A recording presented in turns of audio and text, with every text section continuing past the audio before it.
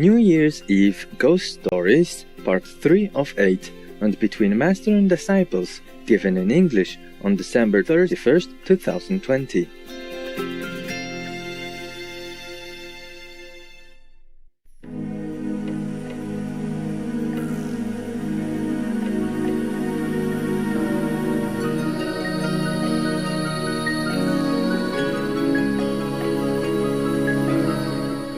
The young man did exactly what the dervish priest told him, and then waited until the oven was hot as possible, and then his wife bent down to put the pastry in to bake the cake. Then he suddenly got hold of her and threw her inside quickly. You know, the old ovens, they are big, yeah? You know, very, very big, yeah? And then they can put something on top to cook and to bake and everything like that. They can bake underneath and cook on top. On top there's a hole also, yeah? You know, right? If you don't know, then you can look at to some of the Indians when they bake chapatis with the big oven for the public. In some of the ashrams, they have to make very big ovens like that. And many of them, so that they can bake many chapati at the same time. See what I'm saying? Yes. Because in India, when there's a festival or something, many followers come, maybe tens of thousands or hundreds of thousands. They have to fit them. You got that? Yes. Yes, sir. You know, like the very big oven, and on top of that, they would put a very big kind of wok upside down, yeah? And then the woman will prepare the chapati paste and then just put them, you know, laying them on top of these hot dome shaped like woks, and then cook the chapatis, you know, cooking like hundreds at one time. Yeah, oh my God, Indian people are really something. You know, whenever there's a festival, they're very religious. They come hundreds of thousands, at least tens of thousands, and they can fit them all. Wow. Very simple. Yeah, maybe they just make curry and eat with the chapatis, just like that. And that's nutritious enough already, because the chapatis, they always use in a whole meal wheat flour. They don't use that white flour or stuff like that. And in the curry, there are many ingredients in it. You see what I'm saying? Yes. Yeah, so there's enough nutrition. Yeah, vegetables and protein stuff like peas and beans, potatoes, yeah, carrots, and other vegetables. They mix together. It's nutritious enough, curry and chapati. And then people just sit on the floor, yeah, in many rows like that, and they just come. One puts the chapati, the other one just pour on the curry. Yeah, that's very organized and very simple, very quick, and people are happy, yes, to eat in the house of the master. You hungry? You want some chapati? Sounds good, eh? Yes. Don't have. I would cook for you if I was with you. Yeah, I would. I would be happy, glad to do that. Thank you, Master. To serve you. A good saints, good boys, good girls, good saints. Despite your personality or your problems, you are still the saints. Thank you, Master. Thank you, Master. Yeah, only saintly people can do the job that you're doing. It looks easy for you because that's your mission. You like to do it, okay? Not everybody can, even though it looks easy for you. You see what I'm saying? Yeah, of course we have hard work sometimes, but for you it doesn't seem like an obligation or something difficult. Yeah? You just do it because you want to. Yes, Master. So now, when I was a so-called disciple, every day I cleaned the yard and I wiped the steps, the staircase, and was feeling very happy that I'm cleaning the steps, the footsteps of the saints. Yeah, cleaning the dirt from the foot of the saints. I was very happy to do that. In any ashram, if I have a chance to work, I always feel very happy, feel privileged and feel lucky, feel there's something inside that's not obligation, feel very, very, how you say, very willing.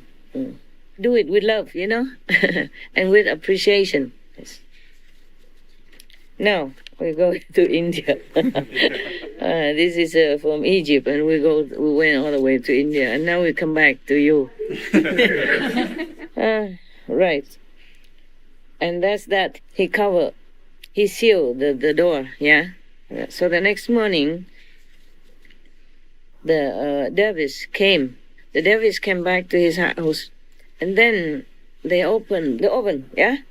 And inside they found a wreath of flowers, like those that you give when people die, yeah? Like funeral wreath of flowers, yeah? Inside.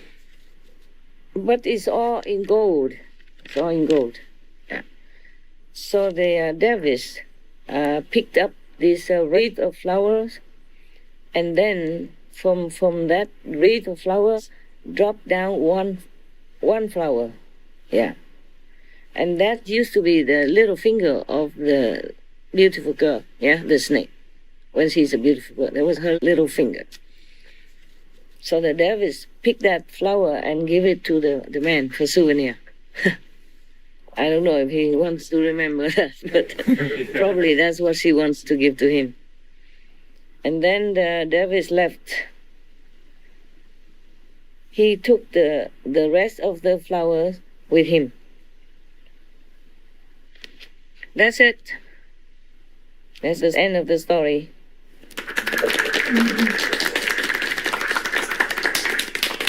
This story is supposed to come from the Jewish community in Afghanistan, according to the book's footnotes.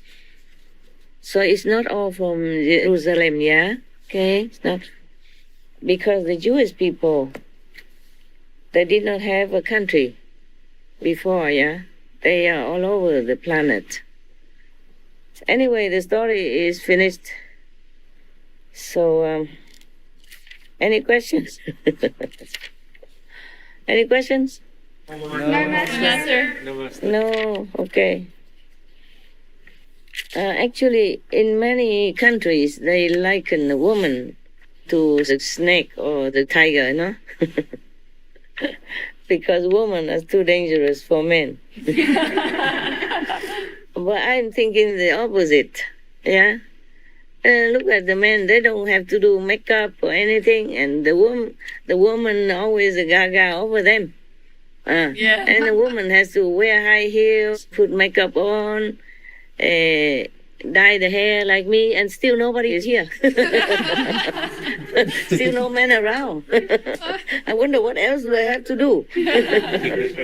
Yeah. In Vietnam, we call women the beauty... phái đẹp, tiếng Anh nói sao hả? Beauty set? Huh? Okay, the beauty race, Like man is another race, and we are the beauty race. Yeah. They call us người đẹp, phái đẹp. Yeah. But we never feel that we're beautiful enough, yeah? So women spend a lot of money on everything to make themselves look better or more confident. Well, except you guys. I'm glad you don't have to do it. I do it all for you. Thanks to the camera, and my job.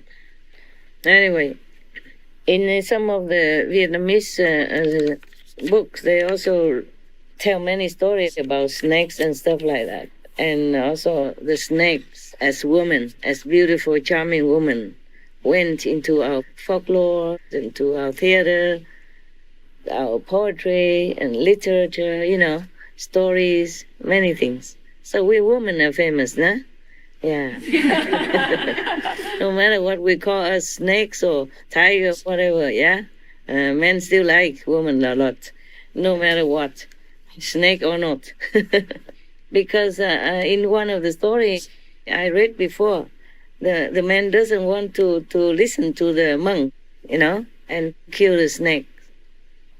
And he said his philosophy is that many humans are even more poisonous than snakes. Wow. Yeah. Therefore, I love her. I don't care if she's a snake or not. But somehow the priest, I remember, forced himself to intervene in their relationship and kidnapped the snake, took her away and imprisoned her somewhere else. Yeah. In that story, the man wasn't sick, but the monk passing by saw in his aura, there is some kind of evil, he says some evil and dark energy around him. That's why he wanted to kill the snake, to take the snake away. Yeah, and the man was crying, saying many humans are more poisonous than snakes. Yeah. That's his philosophy. I also agree. I agree. If you love somebody so much, yeah, you can just die for her or him. That's okay. Your choice. There was the joke, I remember I told you a long time ago. There was one master and a small disciple, young disciple, living in the mountains. They hardly ever went down to town or anywhere. So one day, the master took the young boy disciple with him to town, and he pointed to some woman and said, "These are tigers. Don't look at them. Don't go near them. Don't think of them." Okay, good. And then after they finished whatever they had to do, they came back to the mountain. The master asked the young boy disciple, "So, did you like the town?" He said, "Yeah, I liked it very much." "What did you like the best over there?" He said, "The tigers." So we women are tigers and snakes and beloved ones. So congratulations to you, huh, guys? Behave yourself. Don't bite. So, okay. Do you want another ghost story or do you want some Jewish story? Ghost story. Another ghost story? Yes. Oh, you're not scared? No. All right, ghost story. Tonight is a ghost night, huh? Luckily, I have another one that I told you before. That story, okay, huh? Yes, Master. The man with two wives, yeah? Yes. Okay, like this. In the city of Bosnan, somewhere in the world, have a look, see if any footnote here. Bosnan, where? No. Oh, yeah. Oh, that's in Poland. On the bank of water in the Midwest of Poland, one of the oldest cities. These are one of the oldest cities in our world. Okay, there, in Poznan, in Poland, there was a man who has a very big house, rich, and his house was built on the side of the street. There was a very big basement under the house. But the door to the steps, the staircase to go down to the basement was always locked. One time, there was one young man, he went down there, he had the keys in his hand, and he wanted to open the staircase door. But before he opened it, people found him dead. Oh. Over there, in front of that door. The police came and investigated, but they could not find out what happened and why the young boy died. During the 2 years from that day, many weird things happened in the house. And all the bad luck keeps coming. All the food in the house often went rotten very quickly before they could use, even though it's fresh and just bought, it became rotten, could not eat. Then many bread, worms and stuff like that. Yes. And even when they give it to the dogs didn't want to eat because it smelled stinky and terrible, with all the worms swimming in it. Then, also those who stay inside the house often saw in the lights, the lamps or the furniture or the jewelry, thrown all over the house chaotically. So more and more, they got fearful, scared. And then, one by one, they moved out of that house. And because of their fear, they're so terrified, and their fear was so great, it also affected other people in the town. So they all got together, that town, and then tried to find out, discussing how to get rid of the ghost in that house.